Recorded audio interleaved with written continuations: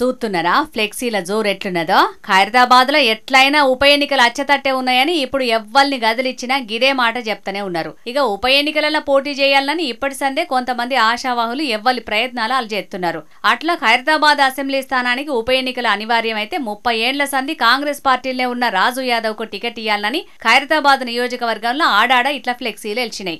జూబ్లీహిల్స్ లో గెలిచిన ఊపుల ఖైరతాబాద్ కు ఉప ఎన్నిక అత్తే ఆడ కూడా గెలుస్తామని చేతి పార్టీ నుంచి పోటీ చేసేటందుకు చాలా మంది మొగ్గు చూపుతున్నారట. ఇక అటు Khairatabad MLA Danam Nagender sir speaker sir అనర్హత వేట వేయక ముందే ఎమ్మెల్యే పదవికి రాజీనామా చేసి మళ్ళా అదే చేతి పార్టీ తరపున పోటీ చేసి గెలవాలని చూస్తున్నాడట.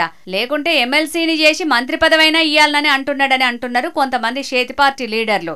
మరిగా చేతి పార్టీలో ఏం జరగాలన్నా ఢిల్లీ పెద్దలే నిర్ణయం తీసుకోవాలి కాబట్టి అసలుకు దానం నాగేందర్ రాజీనామా చేస్తాడా? ఒకవేళ రాజీనామా చేసినా టికెట్ మళ్ళా ఆయనకే ఇస్తారా, లేకుంటే పీజేఆర్ అభిమానులు ఎక్కువ మంది ఉంటారు కాబట్టి మల్లోపారి పీజేఆర్ బిడ్డ విజయారెడ్డికే టికెట్ ఇస్తారా, లేకుంటే ఇంకెవరినన్నా రంగంలోకి దించుతారా అనేది ఇప్పటికైతే ఎవ్వరికి తెలియదు. గాని స్పీకర్ సారు నిర్ణయం తీసుకుంటేందుకు ఎక్కువ రోజులైతే పట్టదు కాబట్టి కొద్ది రోజులలోనే ఏం జరుగుతుంది అనేది మాత్రం పక్కాగా తెలుస్తుంది.